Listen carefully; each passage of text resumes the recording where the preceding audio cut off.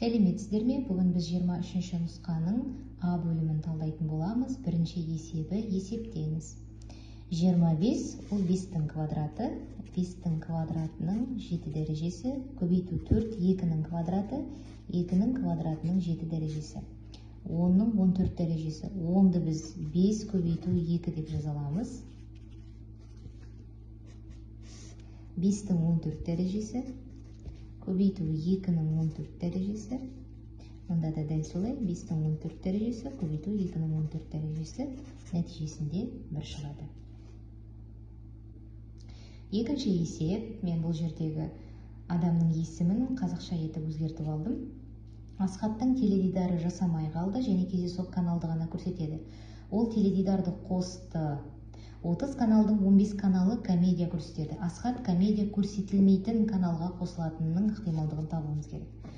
Яғни 30 канал болса барлығы, оның 15-і комедия көрсетеді. Демек, оның 15-і комедияны көрсетпейді.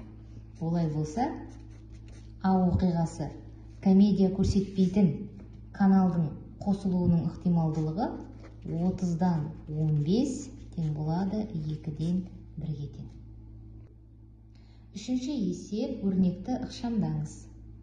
Жақшаларды мұқият ашып аламыз. 2А қосу 5Б қосу 8А азайту 11Б. Енді жақшаның алдында минус тұр. Минус 9Б қосу 5А. Ұқсастарын біріктіреміз. 2А, 8А, 5А.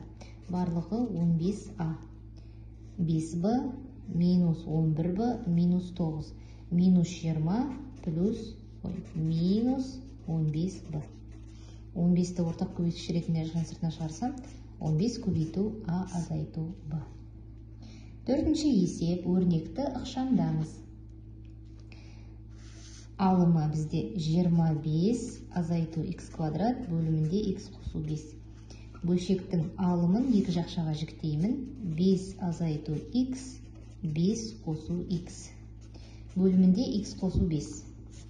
Екеу қысқарып кетеді, тең болады 5 азайту х. Бесінші есеп, квадрат теңдеудің түбірлерін Вейт теоремасы арқылы табыңыз. Вейт теоремасы бойынша 2 түбірінің қосындысы минус 9-ға тең болу керек, 2 түбірінің көбейтіндісі 14-ке тең болу керек. Қандай сандарды көбейткен кезде 14 шығады? 7 мен 2. Ал қосқанда минус 9 болу үшін, ол минус 7 мен минус 2. Сонда жауабы минус 7 минус 2. Алтыншы есеп, функцияның анықталу облысын табыңдар. Функцияның анықталу облысы dy бөлімі 0-ге тең болмау керек. 2х тең 4 тең емес, х тең емес 2-ге. Сонда минус шексіздіктен 2-ге дейін және 2-ден плюс шексіздікке дейін. Жетінші есеп, теңсіздікті шешіңіз. Нөлдерін тауып аламын. Вейт теоремасы арқылы қосқанда 6, көбейткенде 9 болатын сандар, ол 3 пен 3. Координаттылық түзу сызамын.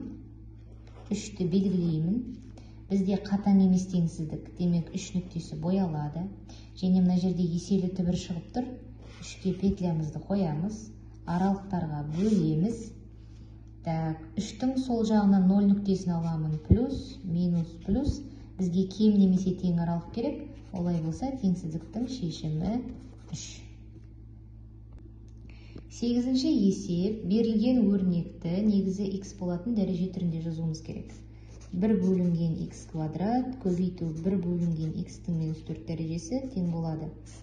Х-тің минус 4 дәрежесін алымына шығарам, х-тің 4 дәрежесі бөлінген х квадрат. Жауабында х квадрат шығады. 9-шы есеп, теру 7 факториал, 5 факториал, 7 азайту 5 факториал тең болады. 7 факториал, 5 факториал, көбейту 2 факториал. Тең. 7 факториалды 5 факториал көбейту 6 көбейту 7 деп жазамын. 5 факториал көбейту 2 факториал дегеніміз ол 1 мен 2-нің көбейтіндісі. 5 факториал қысқарады. 6-ны 2-ке бөлемін 3, 3 жетім 21. Келесі 10-шы есеп. Мына теңдеумен берілген параболаның төбесінің координатасын табыңыз. Y тең болады минус x квадрат, минус 4x қосу 1. Параболаның төбесін табу формуласы минус b бөлінген 2a. Тең болады b менде минус 4-ке тең, мұна минус b, мұна минус плюс болып кетеді. 2 көбейту минус 1. X нөлім минус 2-ке тең болды, y 0 тең болады. Мұндағы x-тардың орнына минус 2-ні қоямын. Минус 2-нің квадраты азайту 4 көбейту минус 2 қосу 1. Минус 2-нің квадраты 4, минус 4 қосу 8 қосу 1 тең болады 5. Сонда параболаның төбесі минус 2 де 5. Төбесінің координатасы.